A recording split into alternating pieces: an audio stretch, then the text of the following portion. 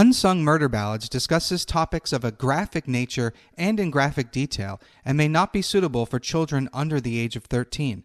Listener discretion is advised.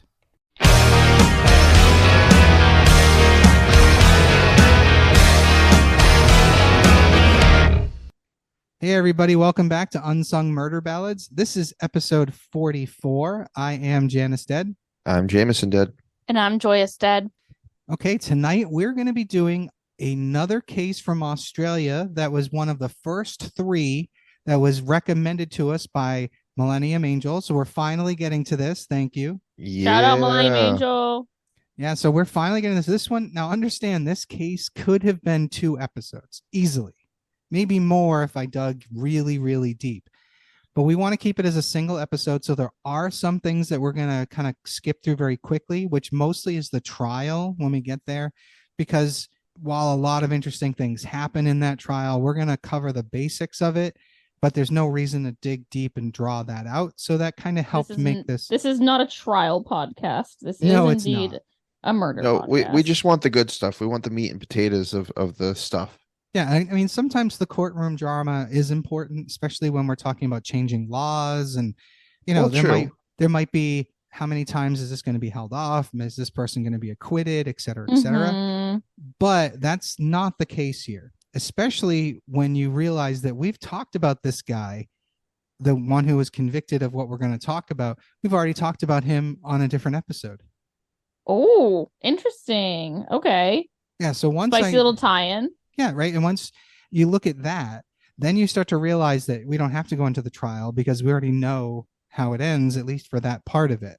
Well, that is a spicy tidbit, and I look forward to seeing how that connects. All right. Well, we're going to get into that right now. So we do have to start this off with an important note about life in Australia in the 1970s. In the 1970s, it was illegal to be gay in Australia. I mean, literally, you could be charged, like criminally charged, simply for being gay. That's just sad. That sucks. I mean, practically illegal in a lot of places. If not on the books, then socially illegal. Yeah, that's true too. But this one was pretty bad. And this first incident is going to explain why that was such a shitty thing to be, at least in Australia in the 70s. Around midnight on a chilly autumn night in May of 1972, on the banks of the Torrens River, which flows right through the heart of Adelaide. And again, Adelaide, we've talked about that place numerous times. Here we are in Adelaide again. This place was notorious as a pickup area frequented at night by homosexuals. So that's something to keep in mind. At the time, it wasn't a place most people went to at night. It had that reputation. Now, there was a professor, a lecturer from Adelaide University named Dr. George Duncan, and a man named Roger James, who were in that area in May of 1972 when they were attacked by 4 men. They were beaten and thrown into the river and left for dead. Jesus Christ. Now, Duncan was a frail man, and he only had 1 lung as a result of juvenile tuberculosis. And he ended up drowning. Unfortunately, with those kind of circumstances, it's not surprising. No, not at all. Oh, no. So severe bruising under his armpits indicated that he had been manhandled and thrown into the freezing water by a number of people. So the police knew pretty quickly. Now, Roger James, he ended up with a broken ankle, but he had actually been saved by a tall, young blonde man in his mid-20s who just happened to be passing by and saw him in the river. That's fortunate. Right? That man's name was Bevan Spencer von Einem, a name with such enormous significance to the rest of this case that we're going to discuss him in much greater detail throughout the entire episode. Oh, fascinating.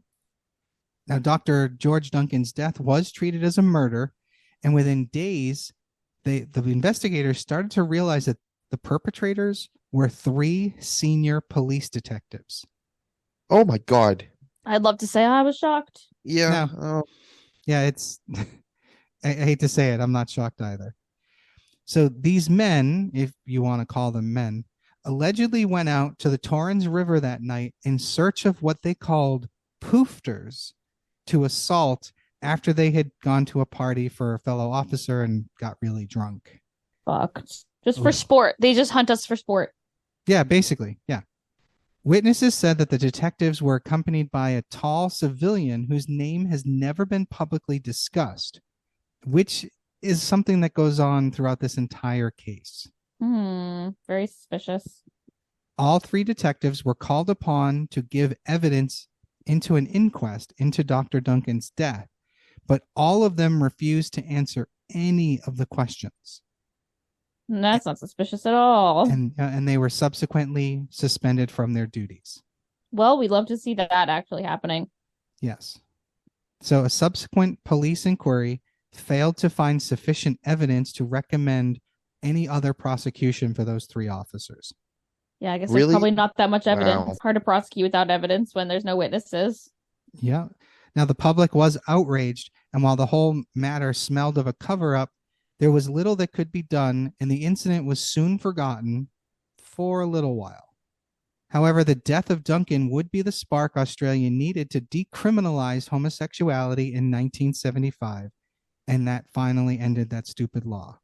Hell yeah. We'd love to see All it. right, good. Sad that it takes a tragedy to give you some rights, but sometimes that's what it takes. Yeah, sometimes that's usually the impetus for a lot of changes that way. It's true.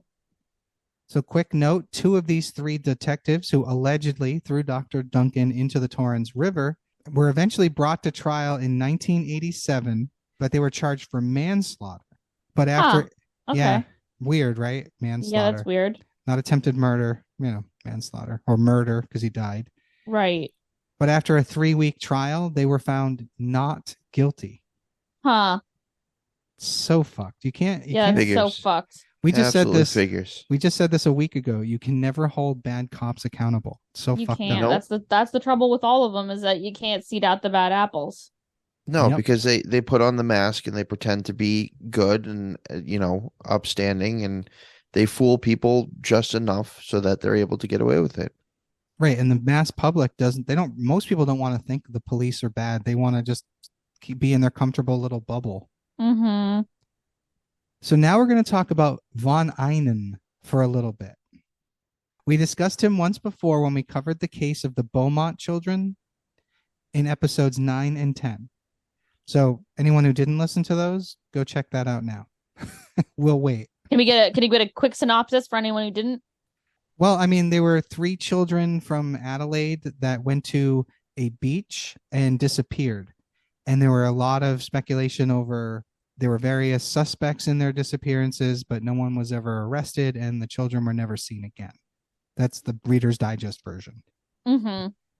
This is the same person who, after his arrest for what we're going to talk about, he had supposedly said to someone that he had abducted 3 kids and had done surgical experiments on them, linking them together.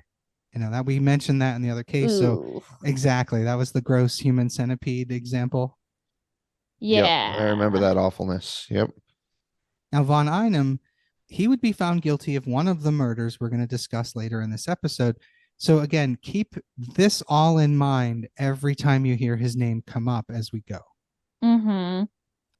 So with it no longer being illegal to be gay, at least in Southern Australia, gay clubs began to pop up in the city of Adelaide, and gay men were free to be themselves and go out and meet others just like them.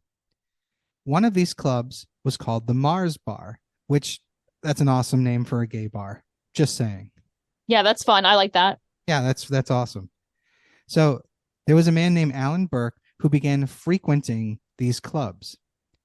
Alan had a very youthful appearance and a carefree attitude, and his mother described him as witty and that he would have a funny response to anything that someone said. Alan also was, at the time, experimenting with smoking weed and pushing himself to his own limits to push himself out of his comfort zone and see what he was capable of. Interesting. That meaning what? I'm guessing he was experimenting sexually. Fair enough. Yeah, that'd be my guess. There's no real information on that part. They don't go too deep into it, but maybe he might have been doing the same thing academically. Fair enough. On the night of June 16th, 1979, Alan had spent the night with a male companion, and in the morning of the 17th, he decided to hitchhike home. Many people saw him hitching for a ride, but this would be the last time anyone would see Alan alive. Oh That, shit. that Monday, his parents, who he lived with, reported him missing. One witness that police spoke to remembered seeing Alan getting into a white sedan with at least 3 occupants in the vehicle. Oh, that never bodes That's well. no, it does not. On June 24th, 2 friends were taking a bike ride and came upon Alan's body. They reported it when they first saw it, but they Oh. didn't recognize it because it was twisted in a way that was inhuman. Ooh. Hate that. Alan's body had been thrown into the nearby woods near a reservoir off a bridge. Oh my God. It would later become clear that whoever had disposed of Alan's body had meant to throw him from the bridge into the lake, but had failed to hit the water. In their attempt, Alan's body had hit the structure. It hit the structure of the bridge. And instead of going into the Ooh, fucked up. water, his body had twisted in the air and crashed to the ground.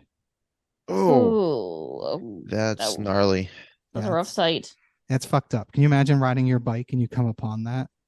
No. I'm literally that's what I'm thinking about right now. I was like riding my bike along the bike path I usually bike on and seeing a body. Horrific. So the autopsy concluded that Alan had died at least a day or 2 before he was found, and that the cause of his death was blood loss as a result of bleeding from the anus. What the fuck? Yeah, there were deep lacerations and evidence of massive trauma in his anus. That is horrific. Yeah, whatever. I have some really nasty possibilities running through my mind right now, so I'm kind of wondering if they go into detail about this. Well, whatever they had used on him essentially tore apart his insides. Oh. No. So his body also had broken bones and head injuries from being beaten with a blunt instrument, as well as a severed spinal cord. Oh my God. Severed? Severed. Jeez, that's something you usually hear about being severed. No, not at all. But you'll see as this case goes on, it's fucking nuts. So his body was also remarkably clean. Oh my Lord. And it had been washed and redressed in different clothes than what he was last seen wearing. Oh, that's weird fucking behavior. Toxicology test found that the hypnotic sedative Noctec, which was used to calm someone before a surgery, and alcohol were in his system. Oh. Yeah, now Noctec, at the time at least, was not a prescription drug, and therefore the police had no real way to kind of use that to help track down who may have obtained it. Mm-hmm.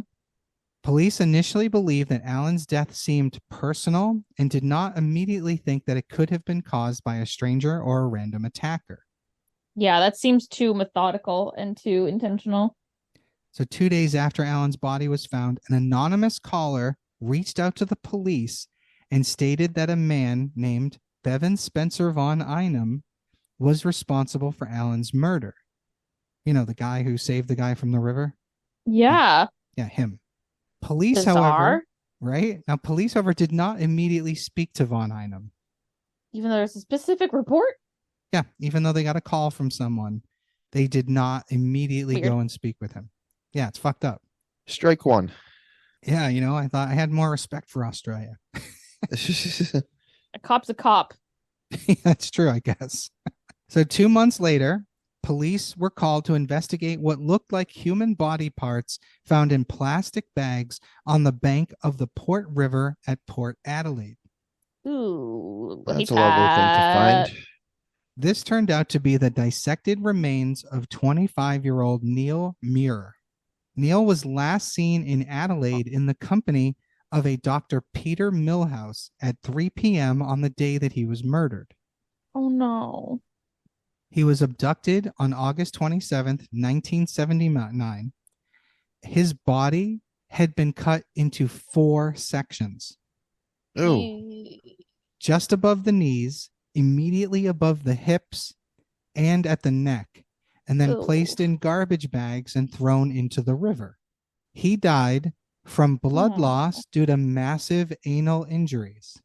No. This is so fucked. Yeah, since you're getting upset here, a little trigger warning because we're about to discuss some of the other things that was done to his body. So bite down on something. This is going to suck. Oh, all right. Neil's head had been wired onto his torso. Oh, His scrotum had been cut open. fuck. His testicles cut off. Aye. The head of his penis was cut off. Ooh. Ooh. And the penis shaft had been neatly cut down the middle lengthwise. No. Owie. That's awful. I hate it. Any skin that he had that bared tattoos had been removed, but Oh. they were found with the rest of his body parts. Like That- it was just thrown in the bags. That is interesting and weird. Very weird. Huh. Now Remove the- like patches off a jacket. Exactly. Weird. Now authorities were unable to do any toxicology testing because they had removed his internal organs and they were missing. Ooh. Ooh. Where are the organs? I don't like that. Now Neil was a heroin addict and a suspected sex worker. At the very least, he was having sex with Dr. Millhouse in return for drugs. Oh, that's sad. Neil regularly frequented the gay bars and hangouts, but was actually, by a lot of people they interviewed, they didn't think he was gay. So my thoughts on this being that because homosexuality had just been recently decriminalized in Australia, maybe he was really good at hiding it. That Either could way. be. He also could be, doing it for the money. Maybe there's more money to be made because maybe male sex workers are more scarce than female sex workers. Yeah, that's a good point. It's at But this who really knows? exactly. It's at this None time of us. police finally questioned von Einem regarding Alan's murder. And during the questioning, von Einem asked the police about Neil's death and if there was any Oh. information on it. Wow, this guy's a fucking idiot. Yeah. So von Einem admits to being gay and knowing Neil and that the two had formerly been lovers. Oh, idiot. Digging yourself Begging a to be big found hole out. here. Yeah. So Neil was 18 when he had met von Einem, who was 26. Police did make note of this as this basically tied von Einem in very loose ways to two murder victims. Like, I mean, that's crazy. Mm-hmm. Now, Neil reportedly was also involved for procuring young boys for von Einem. Oh, fucked up. Oh, nasty. I Yeah. hate it. So, however, two different calls came in regarding Dr. Millhouse, and those callers were prepared to testify because they believed that Millhouse had killed Neil. Oh my God. People are Wow. calling Holy the fuck crud. in. Yeah, like Australia loves their phone calls, huh? Yeah, for real. So Millhouse was a doctor and also a homosexual and had an issue with abusing alcohol. He was, however, also related to a judge with serious political connections. Mm, Yep, you can yeah. see where this is going. mm-hmm. Millhouse had lived alone in a home in North Adelaide, and he drove a sedan similar to the one people had seen Alan get into the night he was hitchhiking.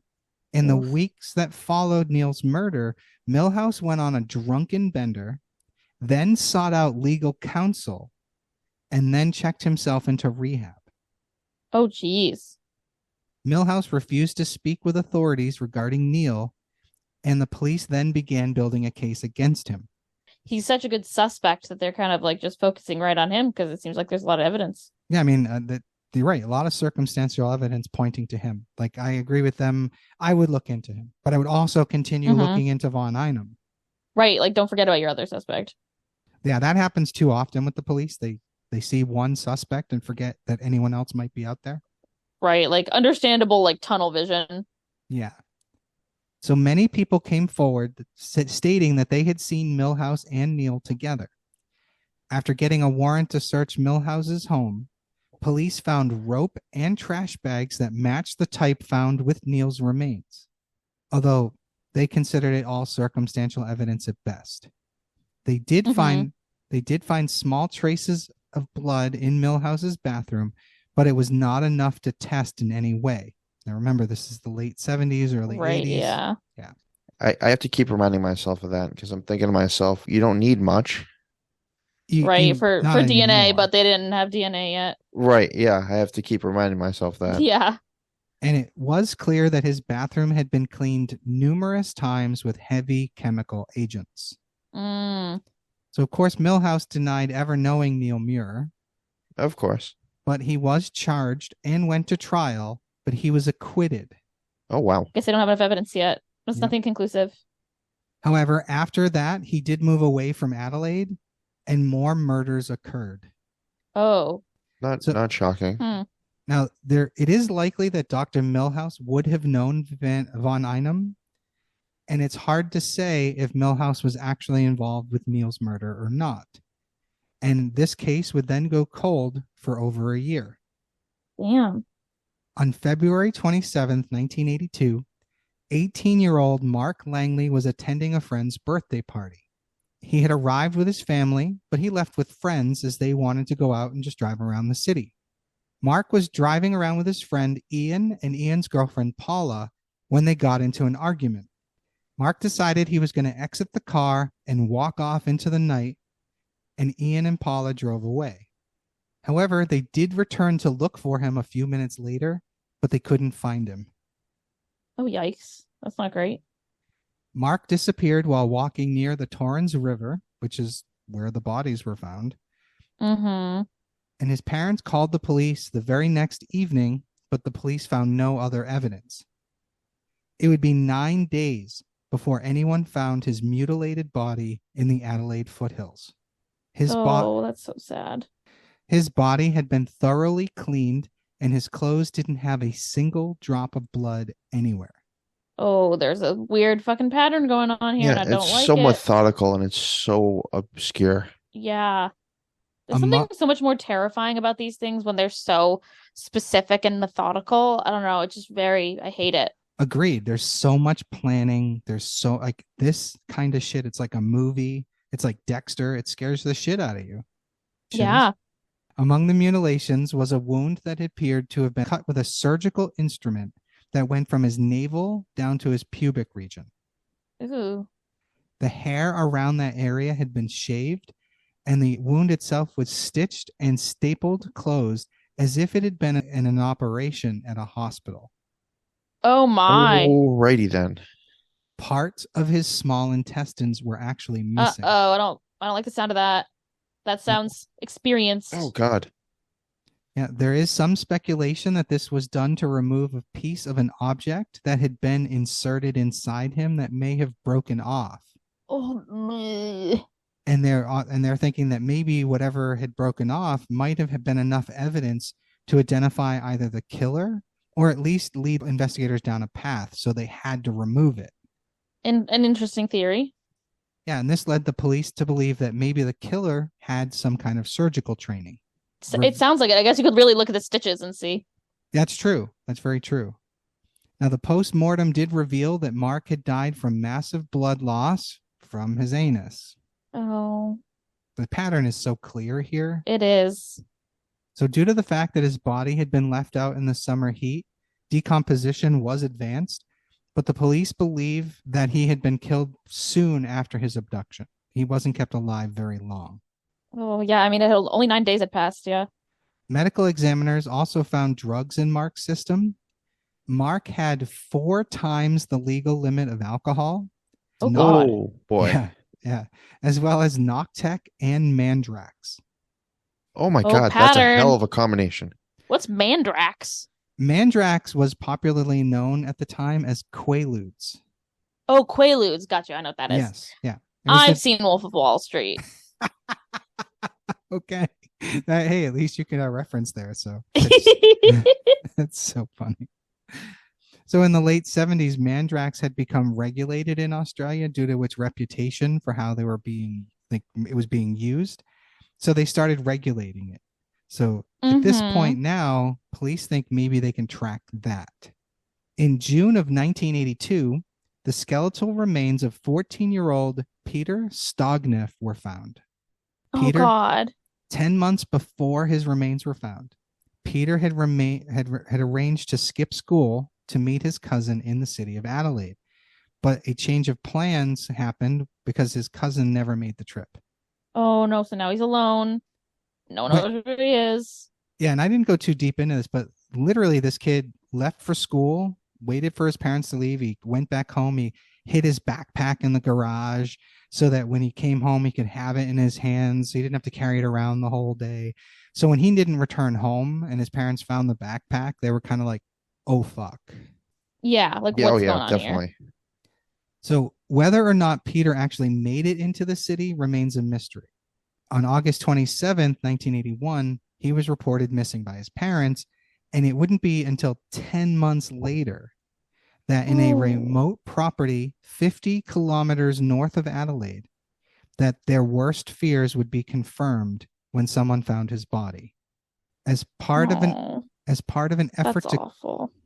As part of an effort to clear some land on a farm, a local farmer was bulldozing bushes to prepare for an upcoming harvest. That included controlled burns of these bushes. Oh no. On May 20th, 1982, he set the bushes on fire. The bushes burned for about 2 days. 2 days later, after the farmer returned, he saw what looked like a human skull had been exposed in the debris. Oh, that's awful. Obviously, he called the police, and it would be identified as Peter.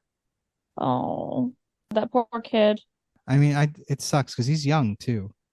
Yeah.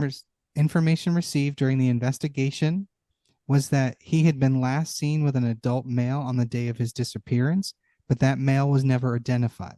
Mm-hmm. Peter's body had been cut into 3 pieces as if with a surgical saw. Ooh. Well, I guess we must have gone through bone, and that's how they know. Yes, exactly, because there wasn't much left of him. There's no real evidence. Right. It was a long time of decomposition And then being set on fire. So by now, the press are convinced that these murders are the work of a group of Adelaide homosexuals in very high places throughout the community. of course they've convinced themselves of that. Yep, they're convinced it's judges, politicians, religious leaders who pay handsomely for kidnapped young men who they drug and keep alive for their own pleasure. Doesn't Oh my that God, that sound is like some of the so very sick. current conspiracy theories? It's crazy. But you know what, though? I Oh mean, I my don't know. I'm God. not saying every person's involved, but someone who knows how to dissect bodies is involved. Surely. So at one point, a police officer made an off-the-cuff remark saying that they were investigating and they were going to break up the happy little family of killers. The press then christened this unconfirmed clandestine group the Family, and from then on, the case would be referred to by the Adelaide family murders. And this is bizarre because, like, what evidence do they have that this is more than one person? It's kind of weird. It is very weird. The only thing that we really have that there's any evidence of it is the witness seeing multiple people in Alan Burke's disappearance, the car that he got into. True.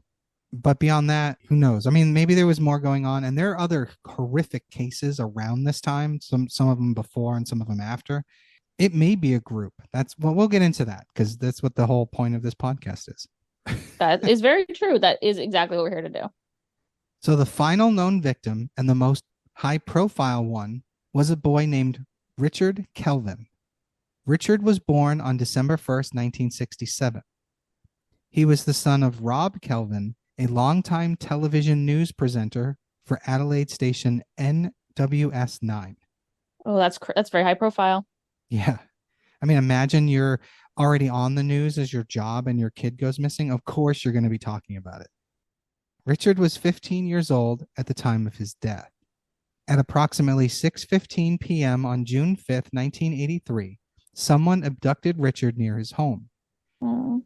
Richard did this weird thing as a joke where he would wear a dog collar around his neck, and some believe this may have attracted the attention of his abductor. Yeah, that's certainly a thing, wearing a dog collar. I don't personally get it, but it was also the 80s. I don't know. No, it's a gay thing. Oh, well, Richard wasn't believed to be gay, but we'll keep going. Well, I can see how that could have made someone yes. look at him. I don't know if yes. it was a thing back then, but that's certainly a thing. So Richard had just left a friend after they were playing football in a nearby park, and he was expected to return home immediately for dinner.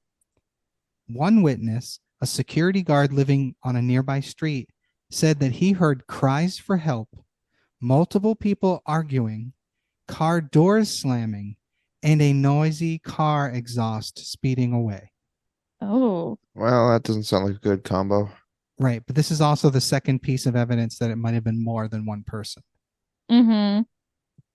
So, despite a wide ranging search by police, extensive media coverage that included a full page missing person poster, a $5,000 reward issued by the government, unfortunately, his whereabouts were unknown, at least until 7 weeks later.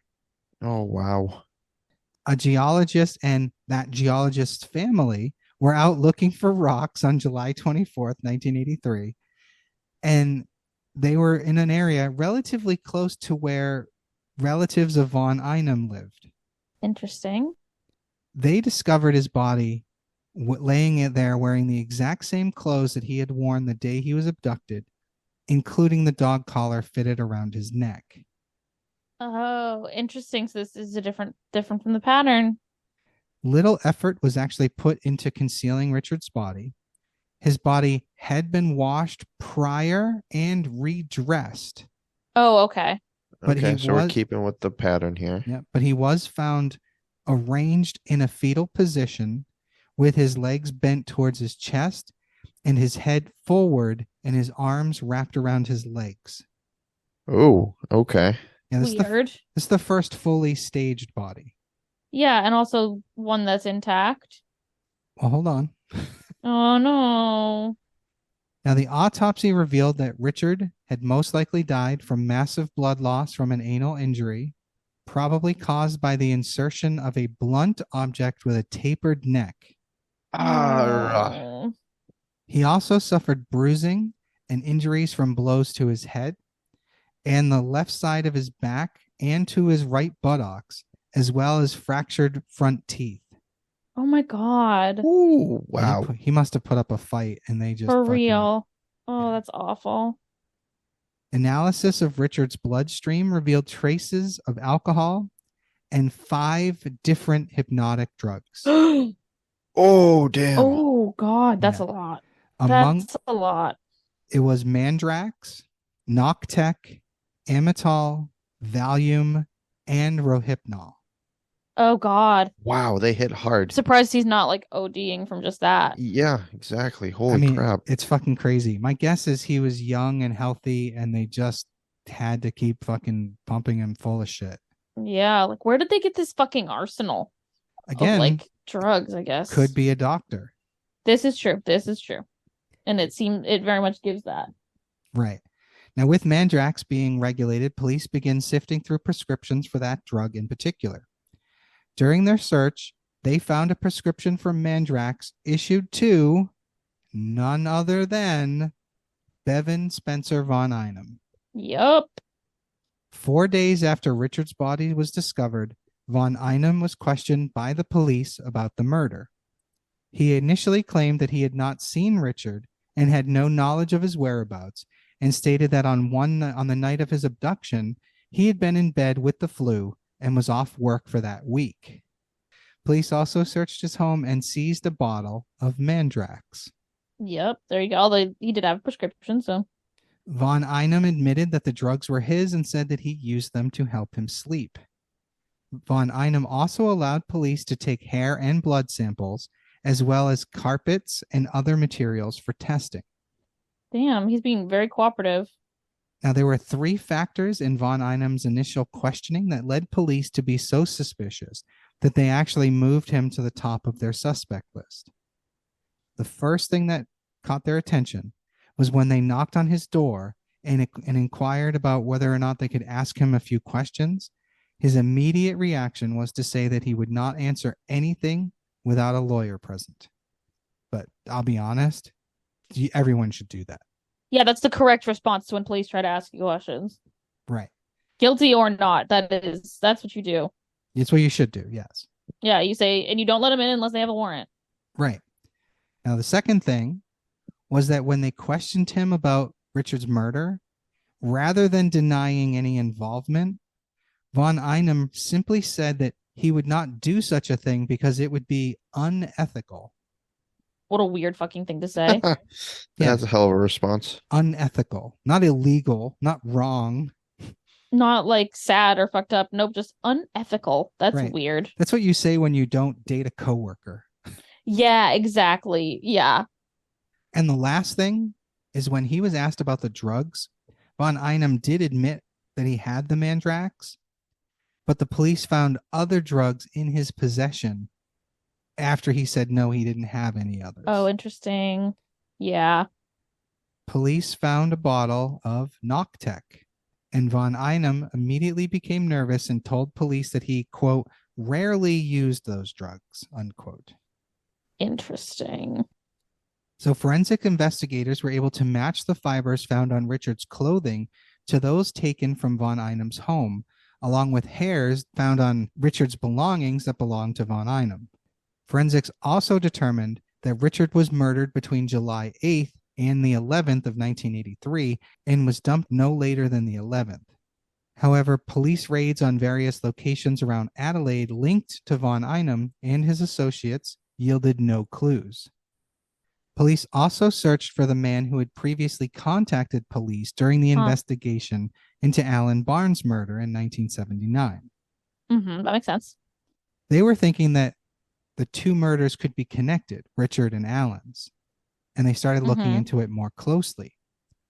The man that had contacted them was known as Mr. B, and he was located and informed police about a great deal of information about von Einem. Interesting. Like a weird informant vibe. Mr. B, we've actually talked about him in the Beaumont case as well, because he was the one who said that von Einem may have been linked to the Beaumont children. Huh. Yes. Very interested to find out who the fuck this guy is. We'll get into that at the end because it's frustrating as fuck. Very interesting. So Mr. B started to tell them about times that he and von Einem would go out and pick up young male hitchhikers, give them alcohol laced with hypnotic drugs, and then, and have their way with them. Exactly. Why are we confessing to this? That's fucking weird. Apparently, he talked about them also taking these men to von Einem's previous home where they would be abused overnight and released the next day. Oh, dear God. Jesus. Mr. B also provided information about other associates of von Einem, but claimed that he took no part whatsoever in any murders. Yeah, about that. Yeah. Yeah, sounds like he's just trying to make sure that, like, when they come for everyone, they're not coming for him. That's exactly what it sounds like to me, yes. So with enough evidence, along with the information given to them by Mr. B to indict von Einem on Richard's murder, he was arrested and charged for murder on November 3rd, 1983. Von Einem still denied ever coming into contact with Richard. So faced with irrefutable evidence from prosecutors that Richard had been in his company, von Einem suddenly changed his story. Huh. Yep. He had to answer for the evidence, and he admitted that he had been in contact with Richard on the night of June 5th. Von Einem said that he was driving and that he had nearly run Richard over as he was jogging on the side of the road. Von Einem stated so he was jogging. He didn't have the flu? No, Richard was jogging. Von Einem was driving. Oh, got you. Right. But obviously he forgot that he said he had the flu. Exactly. I didn't forget. Von Einem stated that he thought Richard had bisexual tendencies and said that the two of them had had a conversation about all the problems Richard was having at school, and that Richard willingly got into his car and they drove to von Einem's home. Wow, this is a really different story than before, huh? Yeah, it's obvious he's trying to account for how the fibers from his carpet got on Richard's clothes. Now, to answer about how like fibers from von Einem's clothes got on Richard's clothes and his hair and stuff like that, von Einem stated that he had put his arm around Richard and hugged him because Richard was so upset about how he was bullied at school. Yeah. Yeah, he's clearly trying to plant the evidence he wants to be there. Yeah, exactly. So once that was concluded and he had basically, in his mind answered about how all this evidence had gotten there, he claims that he drove Richard back to Adelaide and gave him $20 to take a taxi ride home. Yeah. Yeah, right. Instead of driving him home. You're right. Instead of driving him home, that's bullshit. That's Yeah. weird and bullshit. So, despite the intricate details of von Einen's alibi and his version of events, obviously there were two problems. It contradicted his story about having the flu, and investigators said that the quantity of fibers on Richard's clothes were far too large to suggest that he had only been in his home for a couple hours. Right. Or that had just been like one hug. So the trial against von Einem for murder opened on October 15th, 1984. Von Einem pleaded not guilty. The evidence was presented regarding the fibers, and Richard's family members and loved ones attested to the fact that he would never have willingly left with von Einem. Mm-hmm. Von Einem tried his best to counter all the allegations against him. In the early afternoon of November 5th, 1984, the jury retired to consider everything that they heard. And I've mentioned this before. I compressed this trial down to keep us from having to do this for 2 days or 2 episodes. So after 7.5 hours of deliberation, Oh my God. the jury returned with their verdict. Von Einem was found guilty of murder, and he was automatically sentenced to life in prison with a period of at least 24 years before he could be considered for parole. Wow. Damn. Now, von Einem was then tried for the murders of Alan Barnes and Mark Langley in 1990. Oh my. However, without solid evidence, the prosecution withdrew their charges, and von Einem just moved on with his life sentence from Richard's murder. Right. He's already got a life sentence. Exactly. Now, since his incarceration, von Einem has been accused of everything from raping other inmates Oh my God. to selling paintings for profit Weird. and to possession of child pornography. Ew, where the fuck is he getting that in prison? I have no idea. Fuck. Now, the only charge von Einem has ever taken accountability for was the child pornography charge in 2009. Oh my God, really? Out of all of them? Out of all of it, that's the only thing he's ever admitted to. Ugh. Fucking That's twisted. ridiculous. Now, however, we need to discuss the family part of the family murders, because I'm going to be honest, this is the truly terrifying part of this fucking case. There's actually, Right, because there's like associates. right. I mean, he's in jail for only one murder. Mm-hmm. Yeah. So there's a lot of evidence to support the idea that there was a somewhat large group of people that were involved in these murders. And there is certainly a conspiracy to sexually assault young men and boys by the people we're going to be discussing. So we start with the obvious. Bevan Spencer von Einem. That's so fucked up.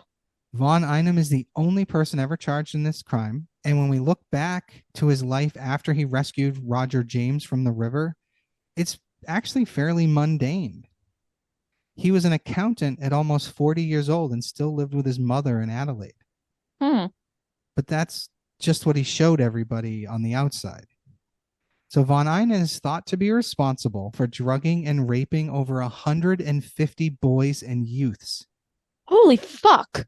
Oh, wow. 150. That's insane. Von Einem built a network of associates who helped him commit these crimes. What the fuck? Why? Some were exploited by von Einem, while others participated to fulfill their own sexual desires. That's so gross.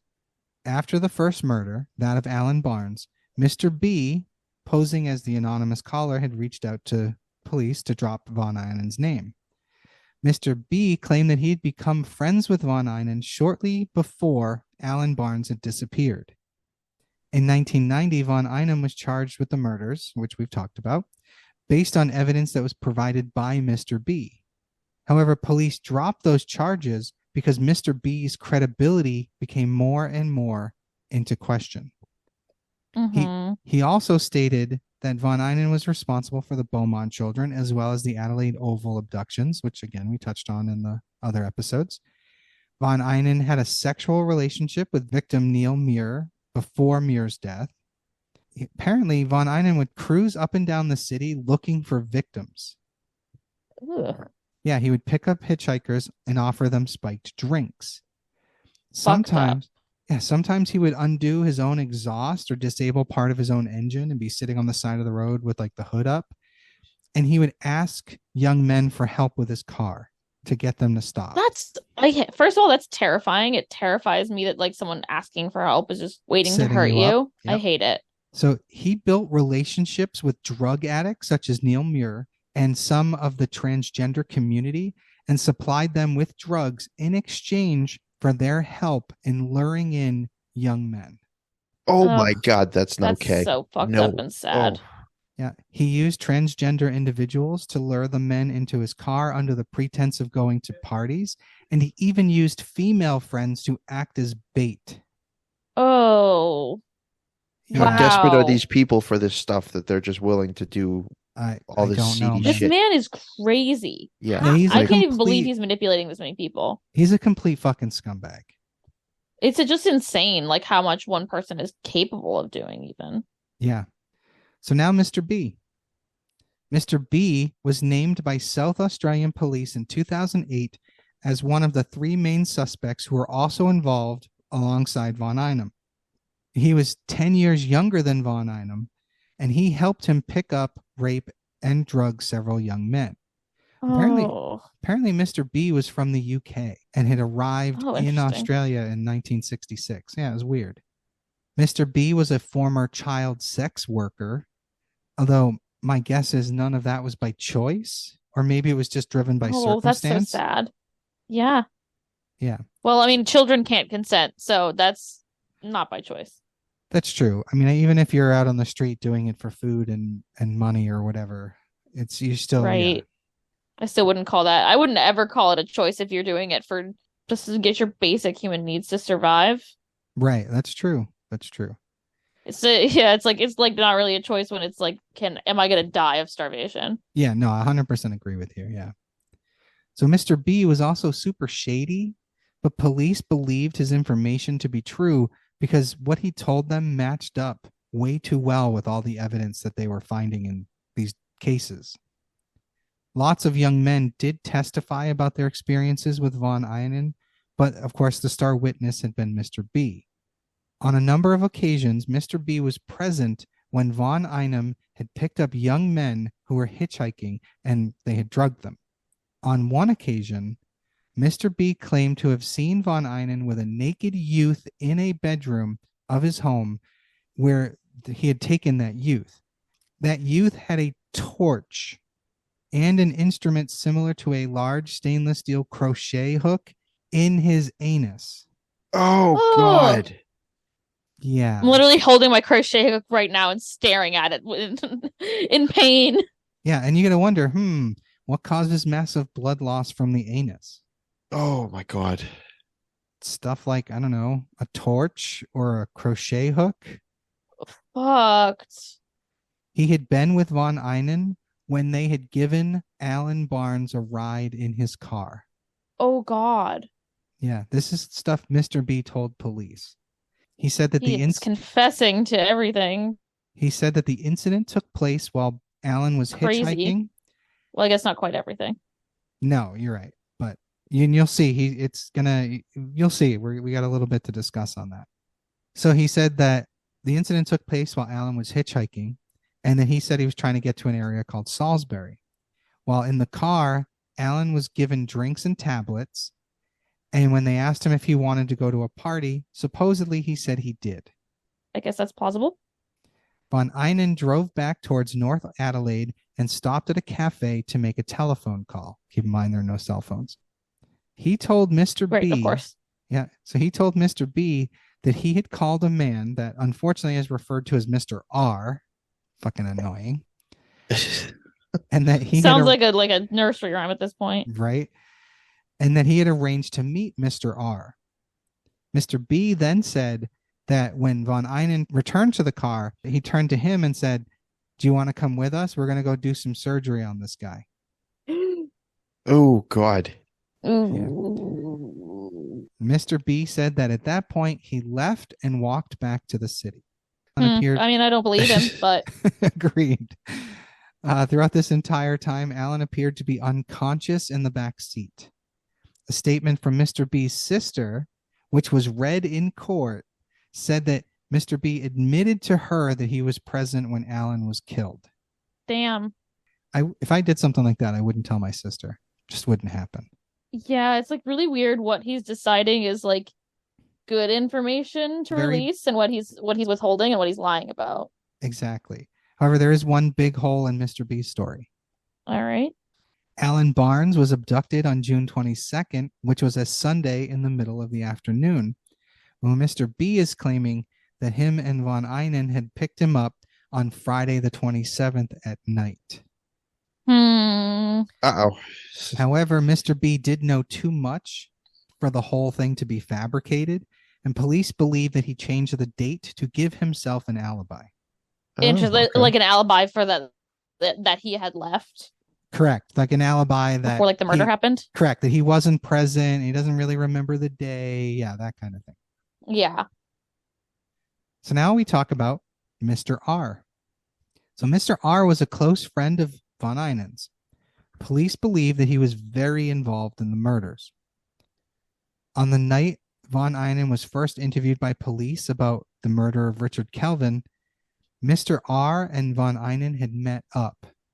Mr. R was supposedly present during the murder of Alan Barnes, and he is often referred to as the businessman. Now, Mr. R, and there's a lot of things I'm going to talk about here because I realize I'm going to say certain things, but I'm referring to something I haven't gotten to yet, so I'll do my best. So if you have questions, just let me know. So Mr. R would arrive at what's referred to as the transgender house to abuse young men and boys that von Einen had allegedly drugged and raped. Fucked up. Yeah, fucked up. So there's not much more information about Mr. R, but I do want to note that this isn't their real names. And despite that reports state that they released their names to the public, I looked for it, but I could not find it. I couldn't find their real names. And it's so frustrating. Yeah, because I wanted to use their real names. Fuck these people. They're out there and their names need to be made public for public safety. Exactly. But I couldn't find it, despite the fact that there's claims that they're out there. Okay, so in 2008, South Australian police named their three main suspects who they believed helped von Einen commit the crimes. One of those names was Dr. Stephen George Woodards. He was a doctor. All right, interesting. Okay, here's the doctor. Yes, he was a doctor who specialized in physiotherapy. That's PT. So surgery is not probably his thing, but you know, if you're a doctor, you go through all the different, I think, the different areas. You go through like all the different rotations. Yeah, I can see that. Yeah. So because Mark Langley had been cut open with, surgical instruments to remove part of his intestines, they believe that maybe something that this doctor had used inside his body had broken off. So that's like their big push for him. They do believe that he was heavily involved in the murders. He was known as Dr. Steve, and he himself had a reputation for drugging men at pubs. Jesus. Yeah. And then he would, what kind of person do you have to be to get a reputation for that? That's just crazy. And then he would, of course, help these drunk people home by giving them a ride. Mm-hmm.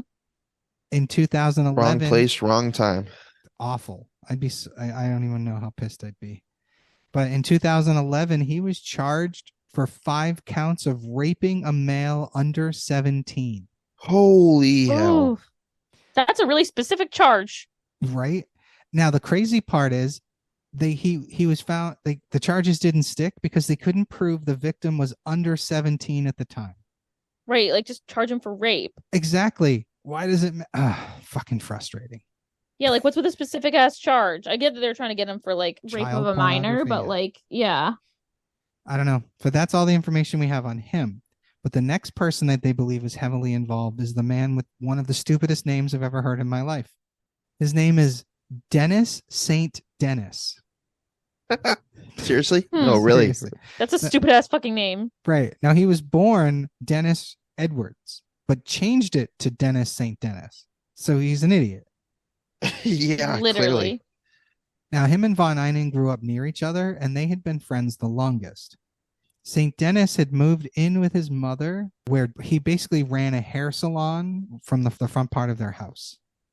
Von Einen's hair went gray in his late teens, so he would have St. Dennis dye his hair for him. Interesting. Now, St. Dennis was around 6'5", and he was very extroverted and sort of like filled any room he was in, and he always liked the attention to be on him.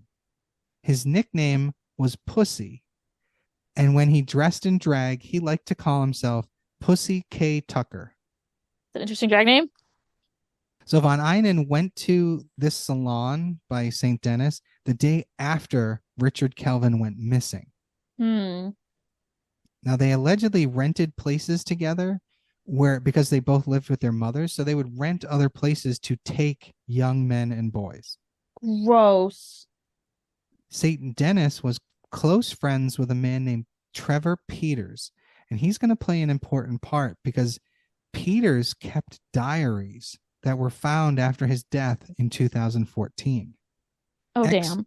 Excerpts from those diaries claim that St. Dennis and von Einen rented the unit for the purpose of taking, quote, rough trade, unquote, too.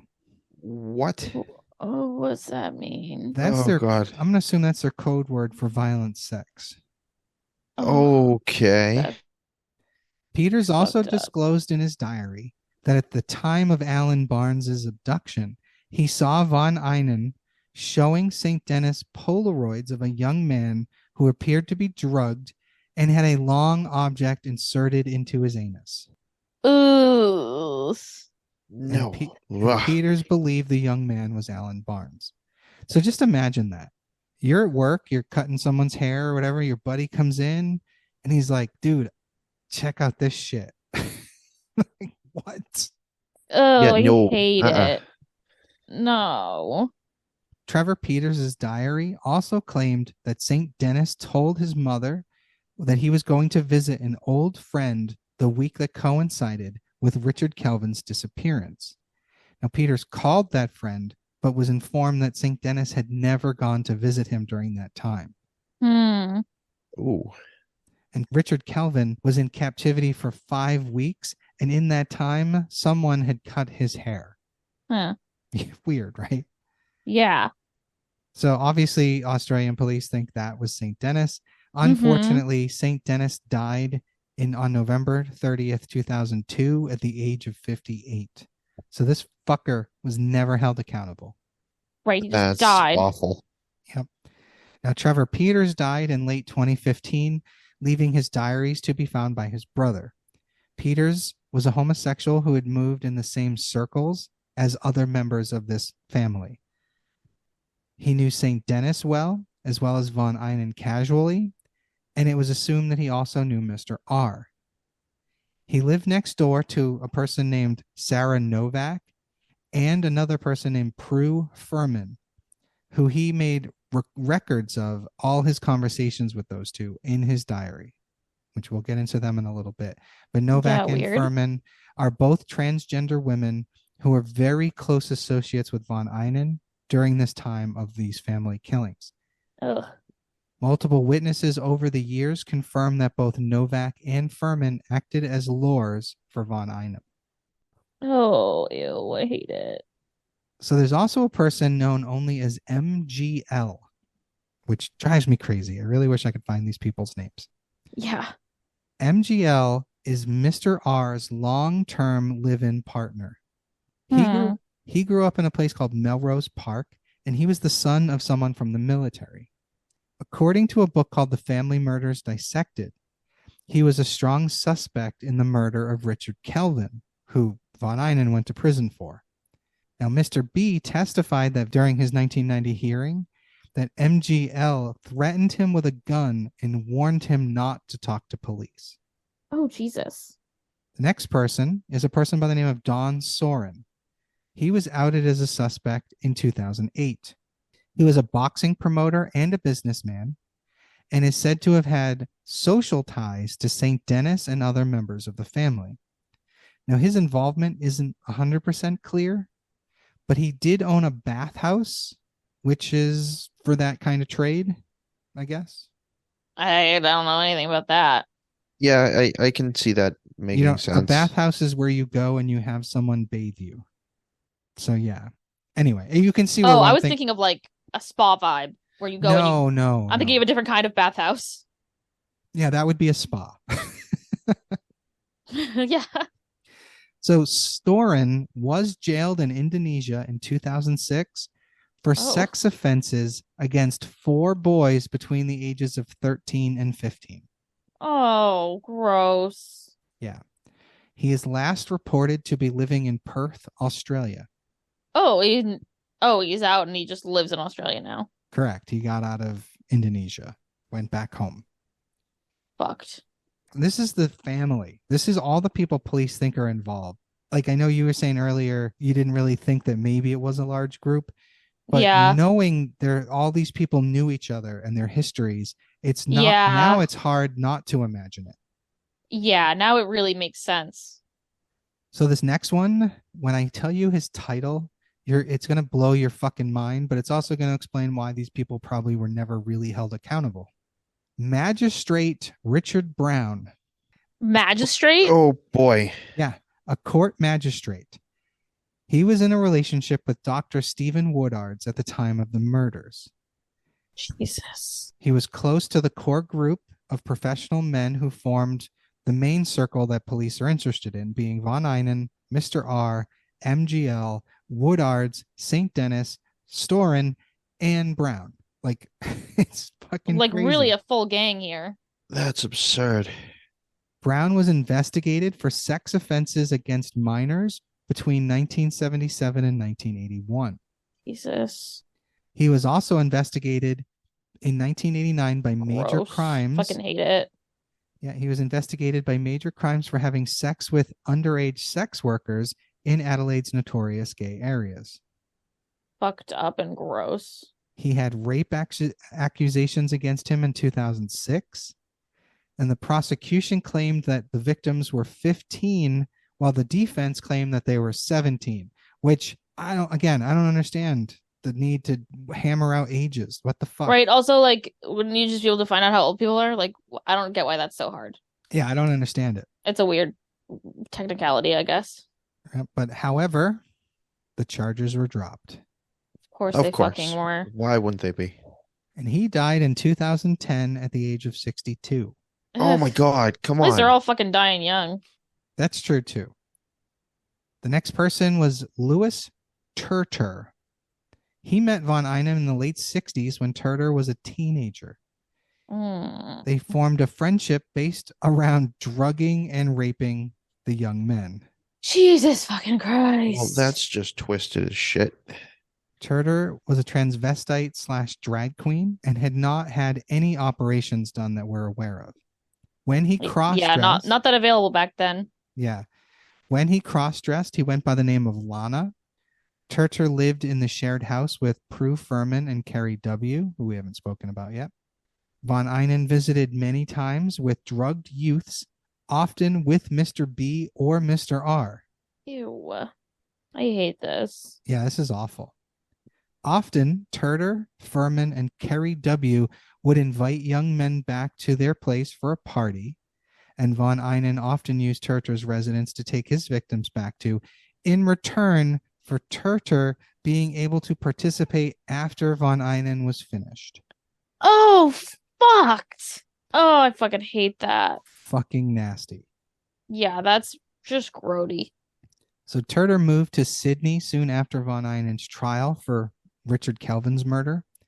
And in 1990, during the hearing against Von Einen, Turtur gave evidence that he had given one youth an enema and on another occasion had seen a torch light showing underneath the blankets in a bed with the youth that Von Einen had. Ugh. Oh God. What the fuck? This just keeps getting worse. Well, we're almost done. Okay. I promise. I'm glad. Prue Furman was a transgender woman who had a sex change operation in 1982. She was close friends with fellow post-ops Sarah Novak and Megan Collier, and in the early 1980s lived with fellow post-op transgender Carrie W. and gay crossdresser Louis Turtur. So they're all fucking friends. They're all friends, drug addicts. And I understand their lives must have been really rough during this time, but fuck, what are you doing? Yeah, at the end of the day, there's no fucking excuse. every single person that we talk about on this podcast had a fucked up life. Exactly. So Furman often helped von Einen lure young men into his car. She was charged but acquitted of raping one of von Einen's victims. Prue Furman was one of the girls used by von Einen to lure men into his car. In between the Langley and Kelvin murders, von Einen picked up a 16-year-old boy named George with the promise to take him to a party with alcohol, drugs, and girls. He was then taken to Furman's house and drugged. Furman had sex with him before he blacked out, and then von Einen, quote, did his thing. Gross. I don't like what his thing is. George woke up the next day with a torn anus and reported it to the police. Oh, God. Oh. Furman was charged with rape, but was acquitted because it couldn't be proven that it wasn't consensual. That is so fucked up. How could that possibly be consensual? You know what, man? I don't know. But apparently, she also somehow convinced them that she didn't know he was underage, and she wasn't held accountable for that either. That's that's up. Bullshit. That is so like people usually get prosecuted for that, whether they knew or not. Exactly. It's your responsibility to make sure you know the person's age. Right. Don't have sex with someone who doesn't look at least 25 or check their ID. So Furman moved to Sydney soon after von Einen's 1984 trial, but apparently was living back in Adelaide in 1989 and was convicted of dealing heroin. Oh, well, we got them for fucking something. Well, she died in 2008 at the age of 53 of sleep apnea. Oh, God. I didn't know you could die of that. Oh, yeah. I mean, it's almost suffocation. Definitely. You stop breathing. It's the whole thing. That's just weird to me. That caught me off guard when I saw that. I was like, oh, all right. Yeah, I mean, I can't tell you how many men I've dated who had... I mean, it feels like every man has sleep apnea, genuinely. And I'm always like, can you fucking get that checked out? Like, they stop breathing in their sleep. I'm like, I think you're going to die. I can't sleep. One of my friends had her ex-husband had sleep apnea, and he had to have a machine like on his face, like this thing on his face. Oh, yeah, CPAP. Oh, yeah. Yeah, definitely. she just always called him Darth Vader. She was like, that's wicked funny. Yes. Next person is Sarah Novak. Sarah grew up identifying as a male in the Adelaide area. By the time she was 15, she was friends with both von Einen and Neil Muir, who was at that time a heroin user. So around this time, she started taking hormones and started living exclusively as a female. She had a long friendship with von Einen that revolved around her being bait for young men to feed mandrakes. And he would give her mandrakes to feed her addiction. Jesus. She lived in the same building as Furman and Trevor Peters. She died of liver cancer. But in her final years, she was part of a group called the AIDS Council. Like she was doing like a needle exchange program to help addicts. Mm-hmm. So at least she tried to redeem herself. Yeah. Yeah. I mean, go fuck yourself, rapist. So there are an additional 6 homosexual men and or trans women that were involved with the family that may not have been involved in the murders, but were involved in either luring victims or raping unconscious men and boys. Their names, or as they're known, were PJ, Jackie L., Noelle Brooks, Megan Collier, Brian Gant, and Carrie W. We're not going to go too much more into them because there's not enough information. Fuck them all. Exactly. The most frightening part of this case is not that people were brutally murdered, but that it was most likely carried out by many people that I have just listed, and only one has ever been held accountable. Now, some podcasts have avoided using the suspects' real names for fear of being sued or maybe worse, but I think it's been far too long, and these scumbags deserve to have their names in the fucking spotlight. Oh, I definitely agree. Yeah. And seriously, let them try to sue us. Fuck, that would just bring more attention to our podcast. Yeah, exactly. Yeah, for real. And realistically, it's not like anything further is going to be done, but it would be nice to see these men and women pay for what they've done. Oh, yeah, most definitely. Even at their old age. I mean, if there's any DNA evidence on any of those victims, and I understand that they were washed thoroughly, but the technology today, I really think this case should be looked into again. And von Einem is still alive and in prison in Australia. That's crazy. Oh, damn. Wow. Yeah. So the thing is with that, this goes back to the whole, I don't necessarily know that he was the leader. Right. It just like seems like he's the one who took the fall, but Right. And the fact that Mr. B was trying so hard to fuck him over, like something, there's got to be something more, but no one's ever going to talk about it. right. It just doesn't feel like this was thorough enough. Yeah. Right. I mean, it's crazy. This case, as I said, I skipped a shit ton from the trial. I even really pared down a lot of the information about the people we talked about at the end. This could have been 2 episodes, but the meat and potatoes of the second episode would have been about those people that haven't been held accountable. And I don't think that would have been a very interesting second episode. Yeah, it's true. It's a crazy case. And thank you, Millennium Angel, for recommending it. I had no idea about this. And in researching this, I found out about other crazy cases that happened before and after it. Fucking Adelaide. Holy shit. Yeah, what the hell is going on in Adelaide? Well, it's funny because I found out that some people refer to Adelaide as the city of corpses. Oh, God. Jesus. Yeah, that's how many fucked up things happen in and around Adelaide.